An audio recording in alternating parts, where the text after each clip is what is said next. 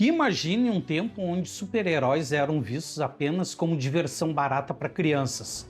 Só apareciam em séries de baixo orçamento ou em desenhos animados simples. Ninguém em Hollywood acreditava que um homem com cueca em cima da calça e uma capa vermelha poderia carregar um blockbuster de milhões de dólares nas costas. Foi nesse cenário de total descrença que Richard Donner e Christopher Reeve decidiram fazer o impossível. Eles não queriam apenas fazer um filme, eles queriam cumprir a promessa do marketing da época, fazer você acreditar que um homem poderia voar. Com a trilogia majestosa de John Williams e um elenco que misturava lendas como Marlon Brando e Gene Hackman, eles criaram o molde que todos os filmes da Marvel e da DC seguem até hoje, tratando o material com um respeito e uma seriedade que mudaram a sétima arte. Vem comigo que hoje a gente vai decolar direto para 1978 para entender por que, mesmo após décadas, esse ainda é o maior filme de herói de todos os tempos.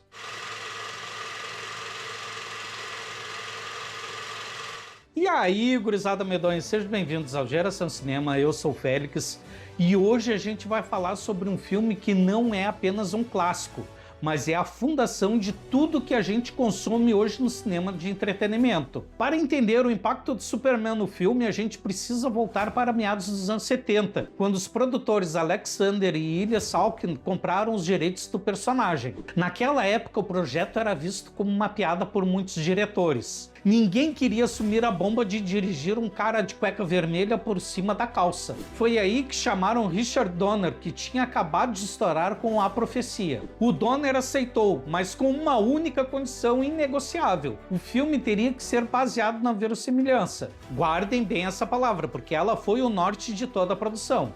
Ele queria que tudo parecesse real, desde a tecnologia de Krypton até a física do voo. Eles trouxeram o Mário Puzo, o gênio por trás de O Poderoso Chefão, para escrever o roteiro original, o que deu ao filme uma escala bíblica, quase como uma parábola moderna. Mas o caminho foi tortuoso. Os Salkinds sabiam que precisavam de nomes de peso para dar credibilidade ao filme, e foi assim que eles gastaram uma fortuna absurda para trazer o Marlon Brando. O cara recebeu quase 4 milhões de dólares por apenas 12 dias de trabalho para interpretar o Jor-El, o pai do Super-Homem. O Brando estava tão desinteressado no começo que chegou a sugerir ao Donner que os kryptonianos fossem rosquinhas verdes gigantes ou apenas bastões de luz, dizendo que ninguém sabia como eles eram de verdade. Cara, esse Marlon Brando tinha a na cabeça.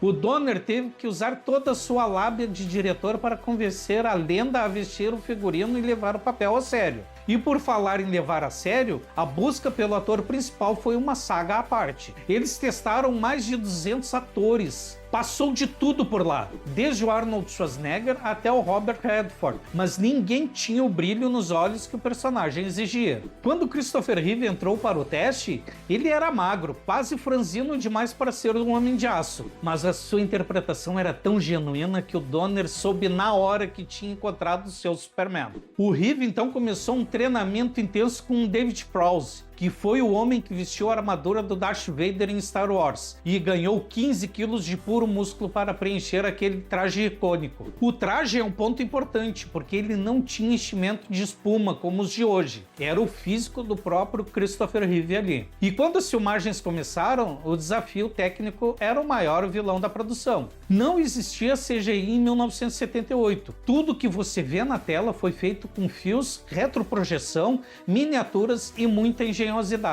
O Donner odiava os testes onde o Superman parecia o Peter Pan pendurado em cordas de teatro. Ele queria aerodinâmica. A equipe de efeitos especiais teve que inventar um sistema de zoom óptico que trabalhava junto com o movimento do ator em um suporte hidráulico, criando a ilusão perfeita de velocidade.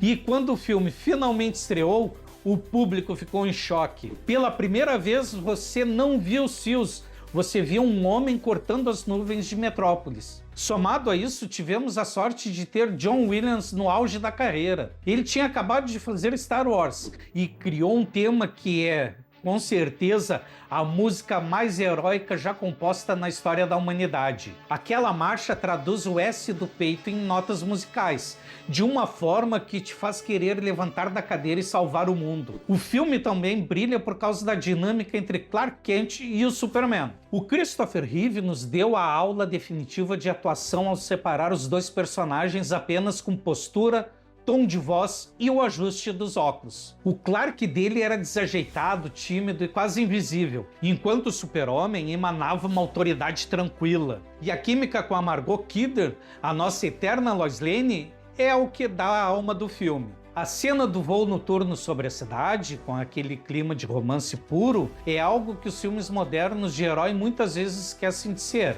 Eles não estão apenas combatendo o crime, eles estão vivendo uma fantasia. Do outro lado, tínhamos o Lex Luthor do Gene Hackman, que trouxe um vilão que era um gênio do crime, mas com um toque de humor narcisista que funcionava muito bem com seu ajudante Otis. Mesmo com as brigas constantes nos bastidores entre Donner e os produtores, o filme foi um sucesso estrondoso e definiu que sim, os super-heróis poderiam ser cinema de verdade. O legado desse filme é imenso porque ele estabeleceu a estrutura de 3 atos que a gente vê até hoje: a tragédia épica da origem, o crescimento bucólico no campo e a ação frenética na cidade grande. Sem o Superman de 1978, provavelmente não teríamos o Batman de Nolan ou o Homem de Ferro. Ele é a pedra fundamental que mostrou para Hollywood que, se você tratar a fantasia com respeito e verdade, o público vai retribuir com admiração eterna. Ele é um filme que sobrevive ao tempo porque não se apoia apenas em efeitos, mas em valores universais como a esperança, a bondade